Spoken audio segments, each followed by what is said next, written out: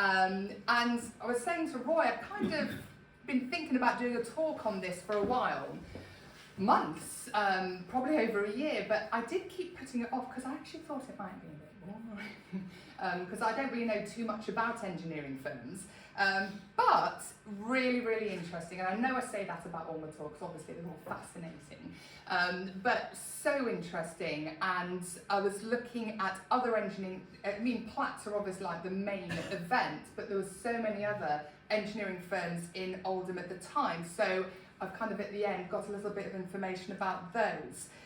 So yeah, I really hope you enjoy this talk. So run through the agenda, a very potted history of why Oldham had so many engineering firms. I've got lots of books about Oldham, lots of books about, well, the firms of Oldham. Some of them are like that thick, so I've had to really condense, pull out what I found interesting. I'm going to talk about who the Platts were as people, not just the name of the firm. And then we will, of course, go into Platt Brothers and Company, what they made. It's also where they made it for, which I found so interesting, some facts that really blew my mind. And then, like I said, a bit about the other engineering firms in Oldham. So, why did Oldham have so many engineering firms?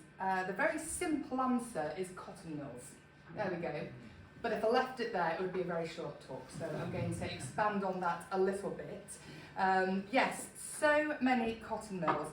At its peak, Oldham had over 450 cotton mills, and they ran day and night. And as I'm sure we're all aware, Oldham was the leading cotton spinning manufacturer in the world in the second half of the 19th century, which I think is just brilliant. Not just like the biggest producer in the Northwest or in England, but the actual biggest spinning town in the entire world. And I think that's not bad for a small town that only had a population of 12,000 people in 1801, sorry. And there's about 100 or so of these mills that still exist. Some have been repurposed, some are sadly crumbling away. 14 of them are listed buildings, and these include Chadderton Mill, which we have just there. So this was one of the last mills in Oldham that was actually used for textile purposes. So it stopped spinning cotton in the 1930s, but it didn't close as a textile factory until 2000. And then there's Regent Mill in Fellsworth. This was built in 1905. In 1915, it had 60,000 spindles, all provided by Platt Brothers and Company. Hello. Hello.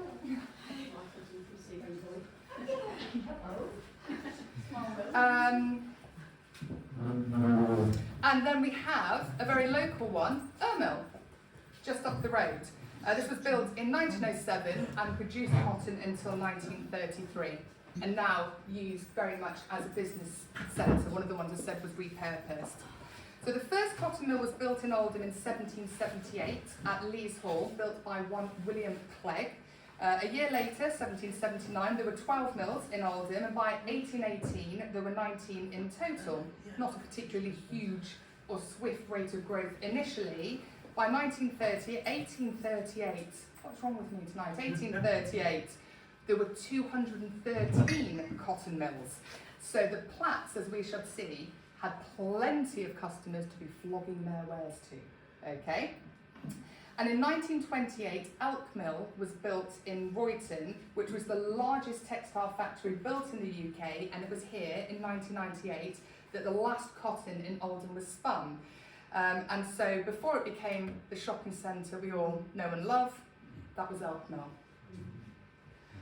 Now, so at its peak, Oldham was the leading cotton spinning manufacturer in the world, and to put that into context, do you know what these are? These are the spindles. Rovers. Well, they're the spindles on the roving machine. Huh? Are you correcting me? They were called roving machines. Yes, they were. I come back to roving machines later. Little spoiler there. So yes, cotton spindles, one of the most essential parts of the whole industry. In 1911, there were 58 million spindles in the UK and about 143 million in the world. And in Oldham, there was 16.4 million spindles. So just under 10% of all the spindles in the world were here in Oldham. It's a lot. Don't know who counted them, but it was a lot, okay? And in 1851, an average of 5% of a town's population would be working in that town's textile industry if it had one. In Oldham, that figure was 30%, a huge source of employment and so important to the local economy. And it's been calculated that Platt's touched on 40% of Oldham's population in one way or another, either through direct employment or through the mills that they supplied. So I mentioned in 1801, Oldham had a population of 12,000 people, and then due to that explosion in the cotton industry, by 1861 that had grown to 72,000, and in 1901 the population was 137,000, in just 100 years going up from 12,000. And unfortunately, in the 20th century, the cotton industry as a whole in the UK started to decline, as did many of the engineering firms that had obviously grown up around that. By 1964, Oldham had ceased to be the worldwide centre of cotton spinning, and as I said, the very last cotton was spun in 1998 when Alpnell closed. So where does Platt come into this?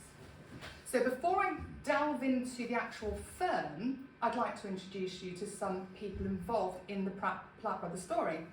And before I start with the Platts, I'm going to start with a Mr. Elijah Hibbert, who was co-founder of the company that would become Platt Brothers and Company and deserving of having his story shared. This is him, Elijah Hibbert. So he was born in 1800 and he married a lady called Elizabeth Hilton on Boxing Day 1822. They had 7 children, all sons. 7 sons. But it appears only 3 survived to adulthood. Now Elijah died in 1846 and he left an estate valued at £30,000. And I know my audience, you always like to know, what's that worth today? So £30,000 would be roughly £3 million today. Not bad. Now prior to his death, his shares in Hibbert and Platt, the original company he founded with Henry Platt, which I'm going to come back to, his shares before he died were acquired by the Platt family, which then went on to become Platt Brothers and Company. I can only assume none of his 3 adult sons wanted to follow him into the family business, and indeed his eldest son Jonathan was a very interesting fellow himself and probably a bit too busy to run an Oldham engineering firm because he was a member of Parliament. Jonathan was born in 1824, became Sir Jonathan Hibbert KCE, qualified as a barrister and moved into politics, serving as a Liberal MP alongside John Platt, son of Henry, and held office in Gladstone's government. And he was described as one of the most loyal and useful members of the Liberal Party, very public-minded, and he was very heavily involved in the ending of public executions and reforms of the poor law, and he died in 1908. Moving on to the Platts, we shall start with Henry. Here we go. I think he's a very pleasant-looking fellow. He was born in Delft in 1793 and he died in 1842. So his father, John Platt, was a machine maker and auctioneer who lived in Delft. And it seems the family had lived in that area for several generations. So in the 1820s, Henry took over his father's business, started making wool processing machinery. Again, I will come back to that. He was regarded as a very, very gifted engineer, Henry, with apparently the ability to improve any machine he laid his hands on. Sounds like a very useful man to have about the house, quite frankly. And he married a lady called Sarah Whitehead. Got a portrait of her. There's a photo. Together, they had 10 children, 4 sons and 6 daughters. So in 1824, Henry partnered with Elijah, and their firm, Hibbert and Platt, opened in Hertford Works in 1829-1830, and they moved to Oldham to take advantage of its growth through the Industrial Revolution. This is actually a photo of the later works. I keep saying this, which I'll come back to. But that's Hertford New Works. The original works was located at the wonderfully named Bottom of Moor. Bottom of Moor? Yeah? Is that Monks Way? Yeah. Yes, brilliant. And Henry and his family, they lived not too far away actually, at a place called Ferry Bank on Huddersfield Road, which no longer exists, but you know the big Tesco on Huddersfield Road? That's where they lived, that's where Ferry Bank was. So I mentioned they had 10 children, including 4 sons, and 2 of these, James and John, will feature very heavily, and they had very distinguished lives of their own. And actually, I'm going to refer to Platt Brothers Co as just Platts from now on, because it is a bit of a mouthful. Okay, so Platts being Platt Brothers and Company. So James Platt, he was born in December 1823, married a lady called Lucy Schofield, had 1 child, a daughter called Edith. He firmly believed that education was the surest means of rendering England great, powerful and contented. He became president of the Lyceum in Oldham at the age of 24 in 1848, the Lyceum being created to provide for the moral and intellectual culture of the inhabitants of Oldham. He also led the way to raise money for a new building to be built, which was successful. This was opened in 1856. James was elected as a Liberal MP for Oldham in 1857, the first engineer to be elected to the House of Commons, and with his brother John, they bought out the Hibbert share of the firm, Hibbert and Platt, and named it, for the last time, Platt Brothers and Company. However, what he may be most well known for is the tragic circumstances of his death. I thought this was like common knowledge, but I've mentioned it to a few people, and they've not really known so much about this. At the age of only 33, in August 1857, he was accidentally shot and killed. He was part of a shooting party, so the Platts had a shooting lodge called Ashway Gap on Saddleworth Moor. A shooting lodge, sorry. I mean, that's a lodge. That's bigger than my street, you know. This is just, it's the country shooting lodge, yes. But the building has since been demolished. But that was on Saddleworth. So the shooting party, they'd gone out and they're about half a mile or so away from the house when one of the party, a gentleman called Mr. Josiah Radcliffe, who was actually the then mayor of Oldham, slipped and his gun got caught in his coat and fired, and it hit James in his right thigh. Very serious wound. He suffered really heavy blood loss, and his companions, they did their best to stem the flow of blood, carried him immediately back to the house, sent a messenger on ahead, you know, to get some help, to get a surgeon to come. But unfortunately, there was nothing that could be done. So the accident happened at about 1:45 p.m, and by 2:30, he died. So sad, you know, just 45 minutes later. And the Oldham Chronicle reported on James's death on the 29th of August 1857 and wrote, "It were a vain task to attempt to portray the feelings of the people of Oldham when the sad tidings came of the untimely death of one who has ever proved himself a true, generous and noble friend. Scarcely a public institution or private circle in this neighbourhood but will long mourn his loss." You know, really touching. It clearly made a big impact. And a cross was erected on Saddleworth at the site of the accident. It can still be seen today, and the inscription reads, "Hereby the accidental discharge of a gun, James Platt Esquire, MP for Oldham, lost his life 27th of August 1857.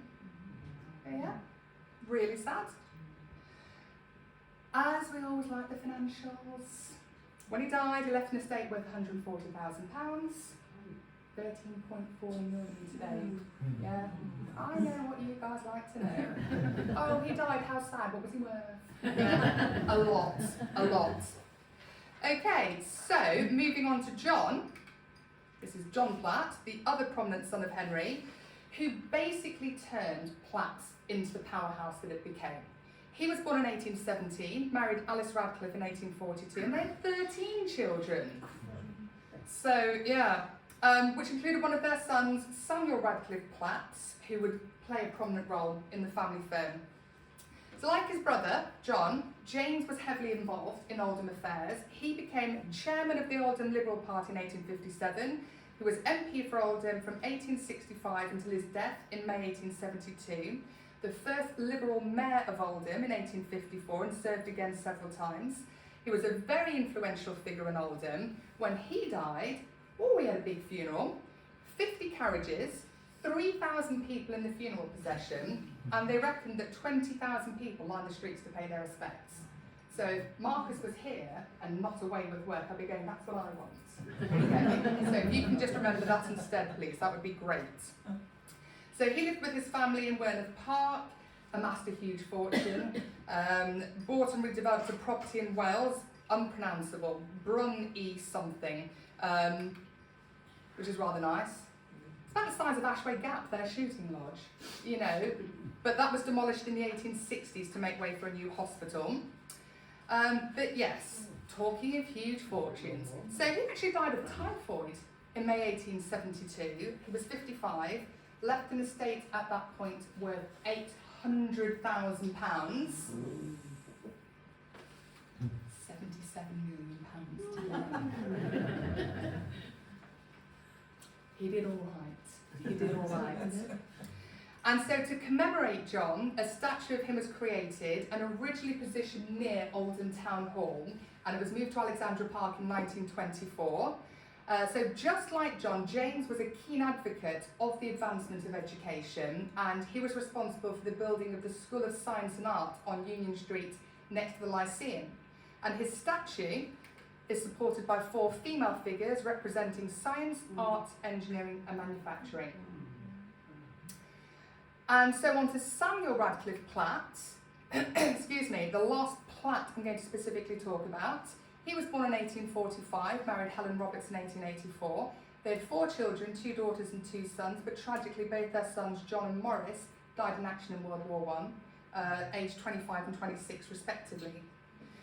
So he was the second son of John Platt, one of 7 brothers, but he was the only one really who was interested in the family firm. So he started working for Platts at the age of 17, quickly rose through the ranks. I mean, obviously, it was like, that's my dad. Yeah.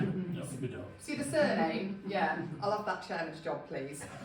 So he was made partner in 1867, became director in 1868, and became chairman in 1872.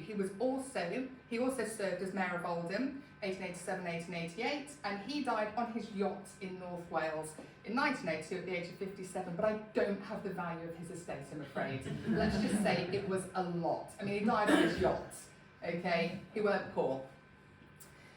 Okay, so we'll move on to the firm itself.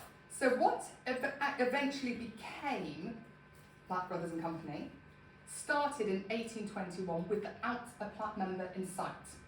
So it was started by Elijah Hibbert, who we just met.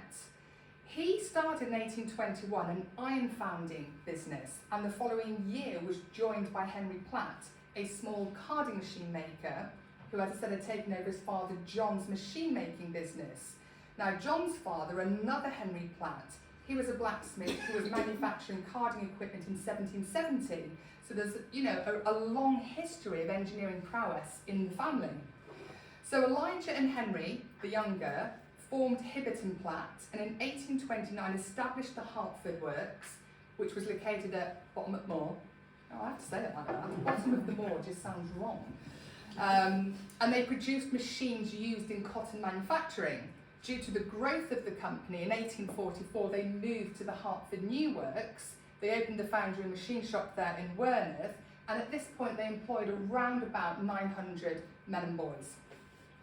So after Henry and Elijah died, the company passed to the ownership of Henry's sons, John and James, and they quickly became the biggest textile machinery firm in Lancashire. Excuse me. And really importantly, they were known for the quality of their machinery and the desirability of the goods produced. So they were absolutely renowned for using the best materials and finishing to the highest standards. I guess it was all that engineering genius that just flowed through their blood. They continually developed machinery and techniques and were always introducing new tools. And it meant they were not the cheapest in the market by a long shot, but they continually held the leading market position because of the quality and their technical excellence. And they also had a wide reputation for high wages and good working practices. Now, the next bit I'm going to tell you, I came across this several times in several different sources doing my research, so I'm going to include it, even though I was like, I'm really not sure that can be true, but I found it in several separate places, so we're going to take it as fact. Maybe slightly exaggerated, but there's a kernel of truth there, okay? So they were very, very well known for the high wages. They paid their workers considerably higher than the average. And as long as the work was done, they weren't precious about timekeeping. So I read they didn't mind if men went out for a few drinks in the morning when they should have been at work. And apparently they had no issues if they just disappeared on a bit of a drinking spree. I don't know how often it happened that workers just rocked up in the morning and said, actually, we're going to the Black Duck. Yeah, we'll see you on Tuesday. But, you know, they were clearly very enlightened employers. I mean, we've seen they were very interested in education, very interested in the welfare of people of Oldham. If that extended to being like, we're the cool employers, you go out for a drink, maybe they were. I don't think there's many firms nowadays that would be that way inclined, and if they do, I want to work for them, quite frankly. But as I said, they paid well. Their wages were above the industry average. Some managers were earning £1,500 a year, the equivalent to about £140,000 a year now. And they were considered to be very honourable and very fair when it came to discipline. Clearly, if the workers weren't shy about going on a bender when they should have been at work. And Platt's was a very, very popular place to work. Men came from all over Lancashire to work in their factory. In 1851, they employed about 2,500 men and boys, and in 1911, there were about 10,000 working for them. And they sold their finished goods all over the world. Europe, Russia, Asia, India, China, Japan, South America. They designed factories in these countries, and they sent older men abroad to equip them, to manage them, to look after the machinery. And just before World War I, Platt's reached its peak, and at this point employed over 15,000 people. 15,000 people, it's insane. And the works at Werneth, that covered 85 acres, by far the biggest employer in Oldham. And they were the largest maker of cotton processing machinery in the world. Not bad for that small startup by Henry Elijah in 1821. And so renowned was Platt's at this time that when King George V and Queen Mary embarked on a tour of Lancashire in 1913, they visited Platt's. And this is a little souvenir that was created to mark the occasion. But it did make me smile. Today's royals, we're sending you to Australia.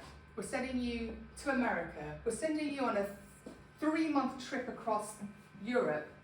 George and Mary, you're going to Lancashire for 8 days. Yeah, off you go, pack lightly, we'll see you next week. Bless them. But they came, and they went to Platt's, you know, it was such a mark of honour. But sadly, like so many other cotton machinery producing firms in the 20th century, Platt's began a slow decline as the cotton mills closed. They also faced increasingly tough competition from foreign competitors, and the factory closed in 1982. But there's still one enduring link you may or may not be aware of. In 1929, Platt's paid £100,000 for a patent for an automated weaving loom. And this loom was designed by a designer who took the money and started an automobile business in 1933. And this gentleman was called Tsukichi Toyoda. And changed its name in 1937 to Toyota.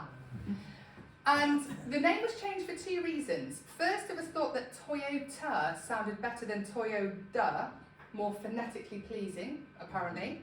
But the second reason, that to write the letter D in Japanese required 10 strokes of the pen, to write a T requires only 8, and 8 is considered a very lucky number. So next time you see a Toyota, you can be slightly smug. You're like, you only exist because of Oldham, mate. All right? Yeah? That's fact. But I love it, love it, love it, love it. It was Platt who gave the money, well, paid the money for this patent that allowed that automobile firm to be started up.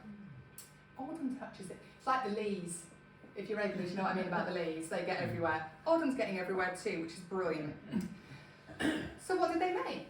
So they made machinery for the textile industry, well regarded, well known for the machines. They basically made every type of machinery. If there was a bit of machinery used in the cotton industry, Platt's made it. But there were 3 machines in particular they were particularly well known for.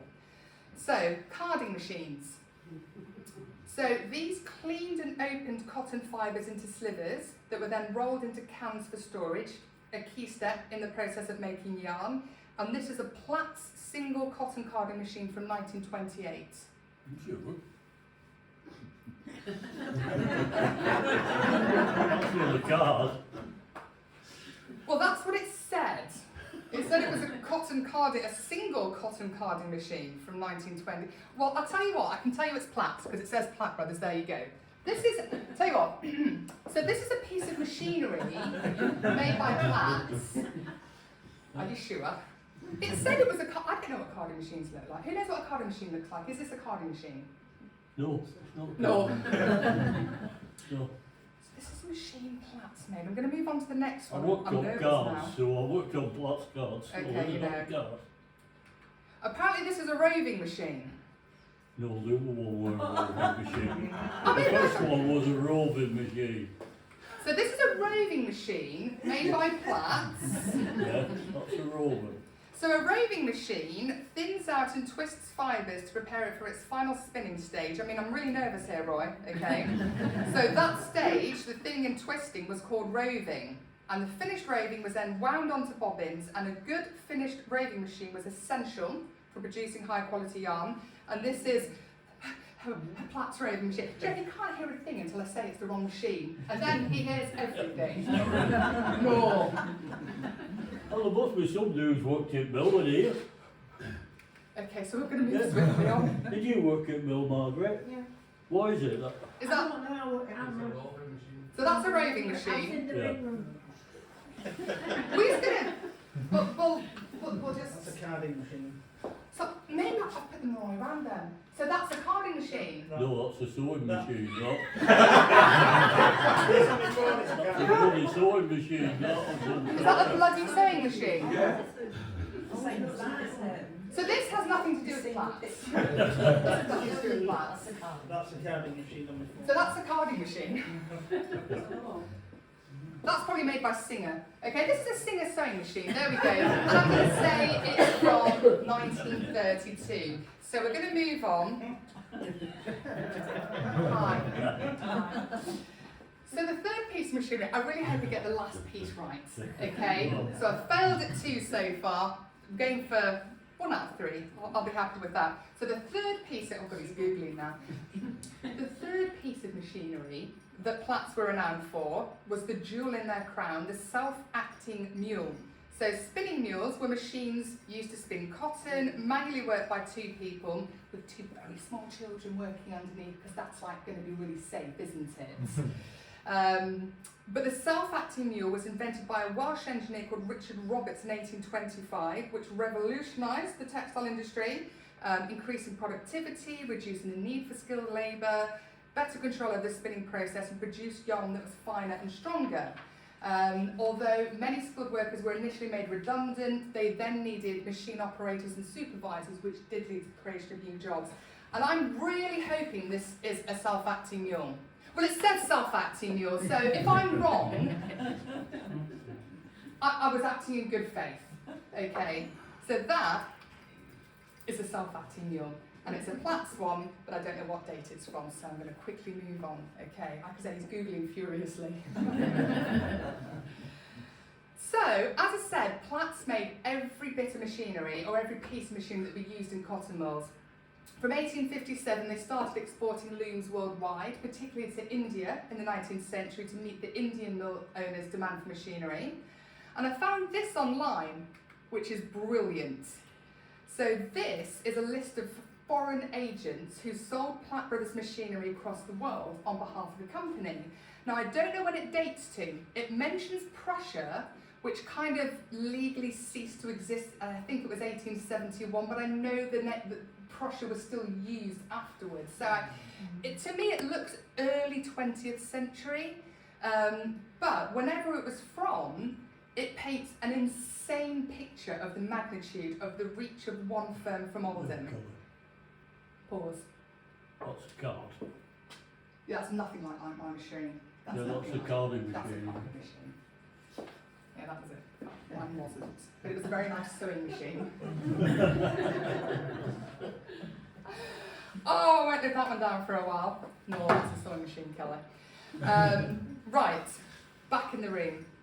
So yes, This documents agents representing Platts in the following countries: Russia, France, Belgium, Italy, Bavaria, Bohemia, Saxony, Austria, Switzerland, Spain, Portugal, Mexico, Prussia, Scandinavia, Hungary, Holland, United States, Canada, India, Japan, China, and the Korea.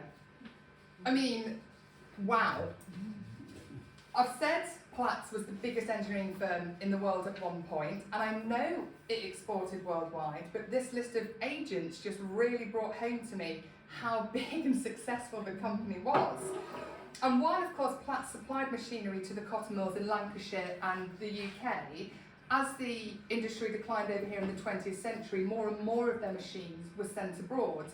By 1938, 95% of the machinery made by Platt Brothers was being exported to be used in textile mills outside of the UK. And I found online just a very brief account about an employee of Platt's called Albert Lord. So he was born in 1867 in Oldham, and he worked for Platt's, supervising the installation of Platt's machinery. And a few years ago, his family found his old passports, which showed he'd gone to France, Belgium, Switzerland, Italy, the USA, and Russia. You know, absolutely fantastic. You know, not bad for a lad from Oldham. And in addition to their main business, Platt Brothers also owns several, my favourite word, collieries, coal mines, including Jubilee Colliery in Crompton and one called Butterworth Hall in Milne Row. So Jubilee was founded in 1845. That was bought by Platts in 1883. The coal was ideal for producing coke for use in their works. 500 tonnes was being used from this coal mine a week in 1900, and it closed in 1932 and had employed 170 men. Butterworth Hall was opened between 1861 and 1864, appears to have closed at some point in the 1870s, but the Platts bought it and reopened it between 1881 and 1884 and worked it until it closed in April 1928, employing about 235 men. And they also owned one called Moston in New Heath, which opened in 1843 and was taken over by the Platts in 1880, nationalised in 1947, closed in 1950, and I think it was their biggest mine, employed about 450 men. So what I said about 40%, you know, of people in the area being touched by the Platts, you know, employed by them, working in the factories they provided with machinery, working in their coal mines, you know. And then moving on then to other engineering firms in Oldham. So Platts, of course, the biggest, the most well-known. But they weren't the only ones. As you can imagine, given what was happening with the Industrial Revolution, the booming cotton mills, there were many others, varying in size, varying in renown.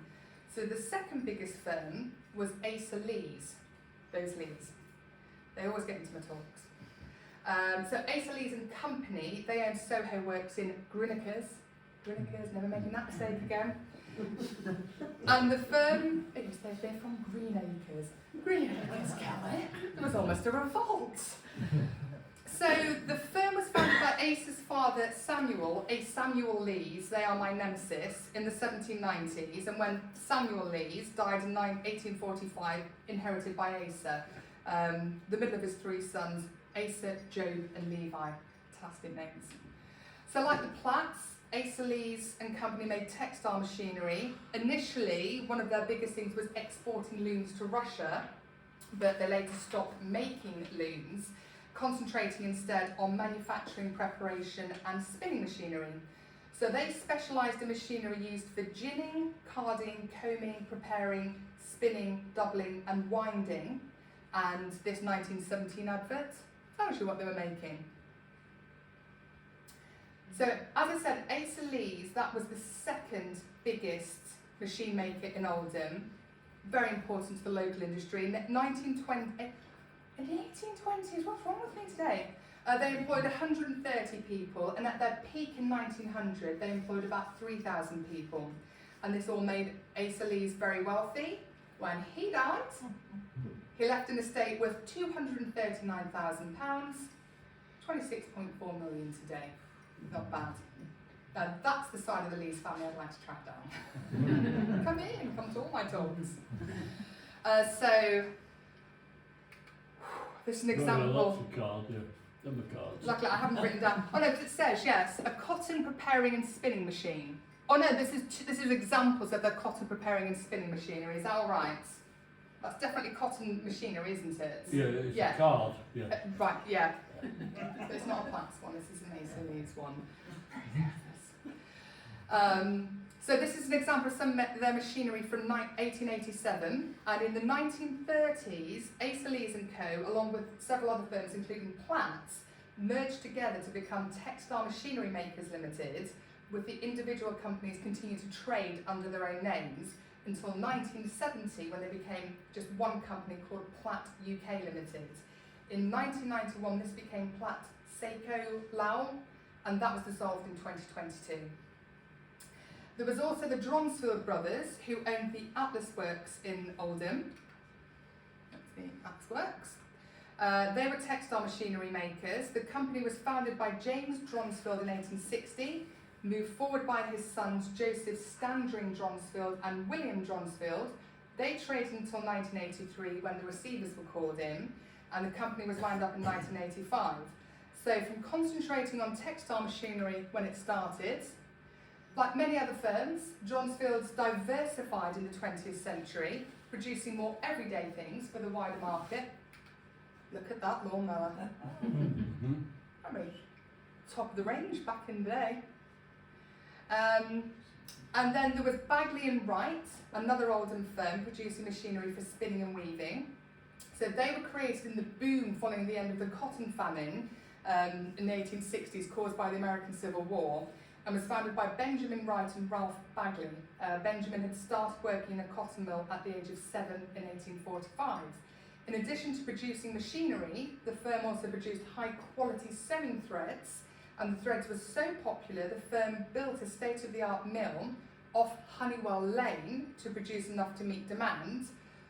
3 further mills were later added, and I talked about them actually in my cotton mills talk, since they're so local to us, and one of the Belgrave mills still sound, yeah? But yes, specialising in high-quality sewing threads. And then finally, we have William Bodden, who rose from childhood poverty to become a very successful and wealthy businessman in the 19th century.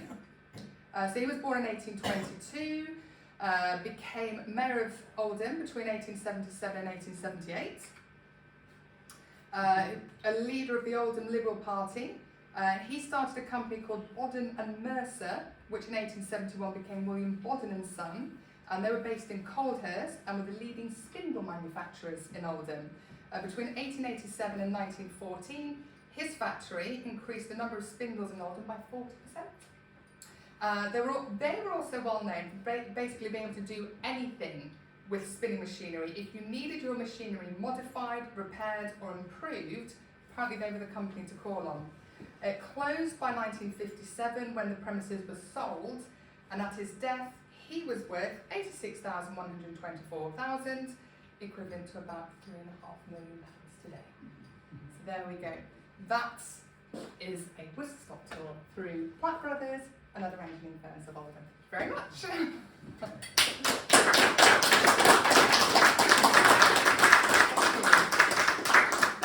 I do have, because I know there are a few new faces, but I do have Bardsley Institute minutes, which I've been doing just a little bit about in each talk, because I just find it fascinating what the meetings were about back in the day. So I'm just going to really quickly go, because there wasn't very much from February. I think February for Bardsley Institute was a very quiet month. Remarkably little scandal, but there are a few hints of gossip, okay? Just a few. So from February 1929, it was really just listing who's a member, who's being elected to what, you know, people becoming doorkeepers, people becoming stewards for whist. But it was motioned and approved that a Mr. G. Buckley be no longer a member of this institute. So I don't know what he did, doesn't record that, but it was very firm, no longer one of us. 1930, they were having a meeting to discuss a supper for something. I couldn't read actually what it was for, but it was mentioned it was not well attended. So they decided on light refreshments and then decided to arrange another meeting for the following Monday to discuss it further. So I hope that was a bit better attended. They weren't happy. 1933, the steward for Whist resigned and the committee reluctantly accepted his resignation, and it was also approved that repairs for the chairs at the Institute be brought forward. Clearly a pressing matter. February 1935, bit of breaking news, the committees approved the overhauling of the billiard table at a cost of £14 to be carried out as soon as possible, please. There was a whist drive to be held, which was being noted as also being Opera Week, which sounds very grand. We still have an Opera Society. But the Opera Society was approved to use the Institute on the 23rd, 25th of February and 2nd of March. 1947 February, clearly the billiard table's been getting much use, as Mr. Clough was authorised to make inquiries with regards to getting it recovered, but to obtain quotes first. Okay, he wasn't given the carte blanche to just go and spend £14 willy-nilly. February 1953, not much to report. Literally the most exciting thing was approval for a potato pie supper. Now, when I did January, these were all the range. It was all potato pie suppers, but it took until 1953 to get one approved. But 1954, approval for another potato pie supper. The following Tuesday, they were going to have a social evening. And honestly, I don't make this stuff up. 1955, first item on the agenda, potato pie supper to be held 15th of March. Honestly, it's like once they realised they were onto a good thing in February, they ran with it. It was proposed that a jumble sale be incorporated into the supper. Agreement for that was TBC. Clearly, I don't know, a jumble sale at a potato pie supper? We're never like mixing the two. And then lastly, February 1964, another potato pie supper to be held in March. Now, various items were to be agreed for this potato pie supper, but a very firm no organised games was written with the no underlined. And I just can't help but wonder what scandalous behaviour had occurred when organised games had been included previously, because it was no organised games underlined. So I'll tell you, hints of gossip, but they didn't go into detail, unfortunately. So let's see what happens in March, whether we get any further details about What are you talking about in March? Great question. Brilliant question. I genuinely haven't decided. I was saying to Bill earlier, when I went to the Oldham exhibition last year, at the end of the year, I mined it. So many details, and I've yet to decide which one I'm going to do, but it will be new, it will be fabulous, okay? So, you know, please do come to that one as well. But that's it. Thank you very much.